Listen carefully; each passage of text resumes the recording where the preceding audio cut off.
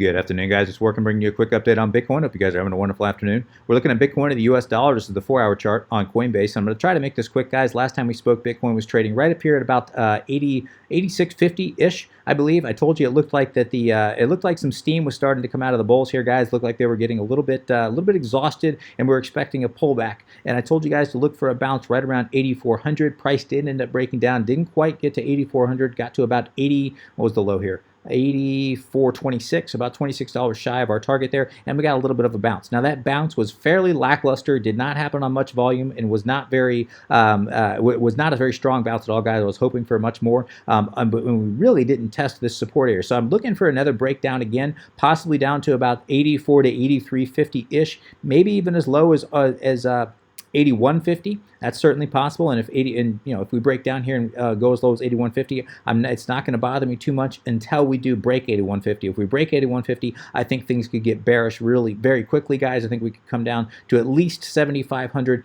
if not 7,200. If 7,200 does break, guys, I think we're very likely coming down for that 35 to 45% correction, and we could find ourselves around 6,000 to 6,500 very quickly. In the short term, guys, though, looking at this, guys, it looks to me like we're like price is creating a descending broadening wedge again on the smaller time frames here. If that is in fact the case, a descending broadening wedge more often than not breaks to the upside. It is a bullish pattern, and if it does break up, guys, again, I'm really looking for a target somewhere around 95 to 9,600. Could it be shy of that? Yeah. There's no question about it, and especially if price breaks up and you see short positions starting to stack, you can bet that there's going to be a lot of people that try to front run this, guys, and try to get in their shorts early, looking for again a bounce around 90 or rejection around 95 to 9,600. And again, that's if it breaks up. Looking at zooming out here on the daily chart, guys, we've got to take out 8,900, this prior high. I showed you guys on my last video why I'm watching that $8,900 zone so closely. If we pull our fib extension, guys, you can see that right at about 8,900, that this is the zone. This is the 618, right between the 618 and the 65. That golden pocket is right around that $8,900 range. You can see it's rejecting just perfectly off of that zone right now, as I pointed out in the last two updates there, guys. So if we do have a daily candle closing above 8,900, I do think, or excuse me, opening and closing, so a decisive break above 8,900, again, a daily candle opening and closing above 8,900, I do think that's going to be your sign that we're coming up to that $95 to $9,600 range. That being said, guys, I would expect a fairly decent rejection off that zone. Again, zooming out here on the daily chart, it does look to me like we're starting to build a rising wedge. A rising wedge that is a bearish pattern, guys. Now, often, even though this does break to the downside more often than not, we sometimes get what's called a throwover. So we get something like this, especially when it's ending on a parabolic move, and there's no question we'd be ending on an extremely bullish parabolic move here. Oftentimes when you see something like this, guys, you get what's kind of called a throwover. So price could come back down here, get that little springboard right off that zone, break to the upside here, hit that area of resistance, and then have a very strong breakdown. If this does play out, guys, again, I'm going to be looking I don't think 8,400 would hold if this does play out, guys. I would be looking for possibly a bounce right here between about 7,550 and 7,500. As I told you guys before, that was the kind of the area where resistance turned into support, turned into resistance, turned back into support. That is a key area. I would expect a decent, I don't even want to say decent, I would expect a little bounce off that. If you're scalping, if this does play out, if you're scalping, I certainly would expect a bounce around 7,500-ish, but I wouldn't expect it to hold. I would say more than likely we're going to come back down to at least 3,200, which would be the top of the area of resistance right here. That would be the body of the candle here. What was resistance turned into support right here. Again, that's going to be right around 7,200. That's the first area that I can see maybe holding, and that would be the target. If this is in fact a rising wedge and this gets confirmed, that would be the target of that rising wedge, right around 8,200-ish, or excuse me, 7,200, right around 7,200. So that would be the first area that I would expect to hold. That would be the first area that I would start to maybe consider going in long here. Again, a nice little re-entry right around 7,200. But if 7,200 does break down, guys, I think more than likely we're going to be coming back down to about anywhere between 6,000 and 6,500. If we look in the past here, guys, 6,500, that was a decent area of resistance in the past. It's also support. I would expect it to act as support on the way back down if we do get that larger correction. And if it does end up correcting from that 9,600, that would be about a, let's call it 90, yeah, about 96.50, let's call it. So if it corrects down from 96.50, if we come back down to about 6,500-ish, that would be about a 33% correction. And what did we say we're looking for? Looking for about a 35 to 45% correction. So yeah, that's certainly on the table, certainly a possibility. Do we have to get a 35 to 45% correction? No, absolutely not. But it's very, very, in my opinion, it is probable. I mean, anytime we've had this parabolic move like this, it's always been followed by a 35 to 45% correction. It's just a matter of where the top is going to be for that. All right, looking at our indicators, still showing bearish divergence on the, let me go back out to the daily. Still showing bearish divergence on both the MACD and the RSI on the daily. If we come in here to the 4 hour, let's see, 4 hour not really showing us much, at least not on the RSI. We're actually getting a little bit of hidden bullish divergence, believe it or not, right here on the 4 hour MACD. So price created a higher low. And looking at the histogram here on the 4 hour, histogram created a lower low. This obviously being an uptrend, looking at the bottom there, that's hidden divergence, and in this case, that's hidden bullish divergence, and that's kind of why we saw that, or not why, but that was an indication, if you were trading here, of a little bounce here right around that $8,400 range. That being said, we got almost no follow through as of yet, and it looks to me like it wants to break back down and retest that $8,400 zone. Now, looking at our moving averages, guys, we can see when price broke down, hit perfectly right there off the 8-day EMA.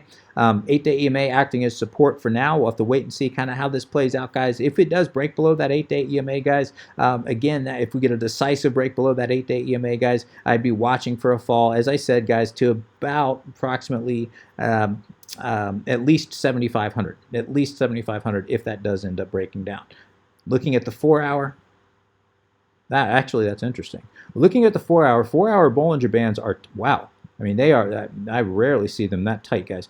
4 hour Bollinger Bands are screaming for a larger move to come. Now, usually when you see the Bollinger Bands like this tight like this, guys, usually you're seeing the moving averages and exponential moving averages right on top of one another, or literally right on top of one another. That's oftentimes what you see when you get Bollinger Bands. That's something like we saw back here. We're not really seeing that here, guys, which is kind of strange, but still, nonetheless, it is calling for a larger move, and we'll have to wait and see if that kind of comes to fruition here. But yeah, the Bollinger Band, that's interesting. They're almost playing chicken with each other.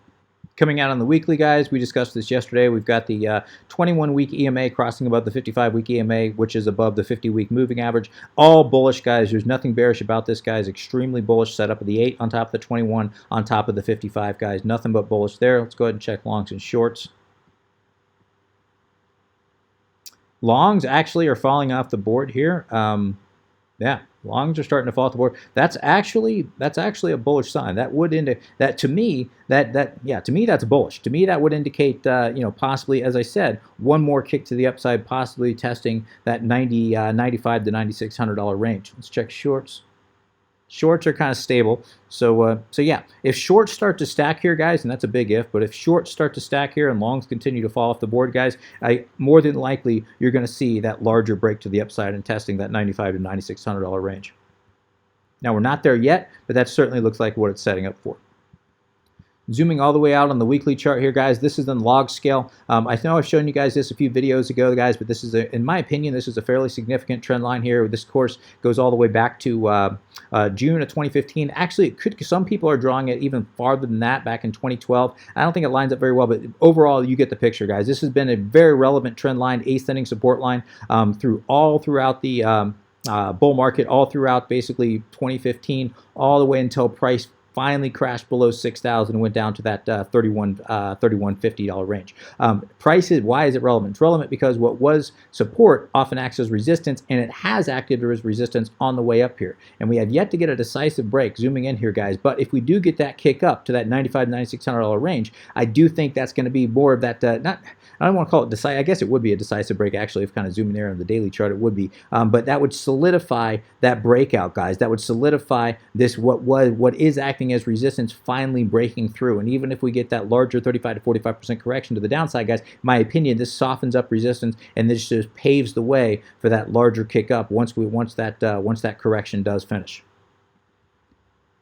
So how am I playing this, guys? I'm basically I'm out for the most part, guys. I'm out of most of my position. Actually, I still think I got a small scalp that I bought on this. I kind of front run to 8,400 just a little bit, but I'm more than likely going to close that out, guys. I'm basically sidelined for now, waiting to see how this plays out. If we do drop back down into this zone, guys, I'm likely a buyer around 83.50, hoping for a very small scalp trade, guys, but I'm not going to put a lot of faith in that. As I said, knowing if 81.50 does break down, things could get bearish very, very quickly. To the upside, if we do take out 8,900 decisively, I mean a daily candle opening and closing above 8,900, even if we get a daily candle closing above 8,900, it's going to seriously get my attention, guys, and at that point, guys, maybe worth getting in a quick swing trade targeting about $95 to $9,600 range. Just be very careful, because it does look to me like this is kind of starting to fizzle out, guys. It does look to me like we're starting to possibly top out here and could get that larger correction. When am I going to what's going to invalidate that larger correction? If we get a decisive break above 10,000. If we get a daily candle opening and closing above 10,000, that will invalidate this, and I'll have to reassess, guys. At that point, I think we could be coming much higher. But again, it does look to me like we're going to be looking for, even if we have one more kick up here, it does look to me like this is looking for a larger correction here in the next, at least in the next couple weeks. So I'm going to go ahead and wrap things there, guys. If you have any comments, questions, suggestions, please let me know in the comment section below. As always, would appreciate an upvote if you have enjoyed this content. Until next time, guys, please trade safe, take care of yourselves. This is Working, signing out.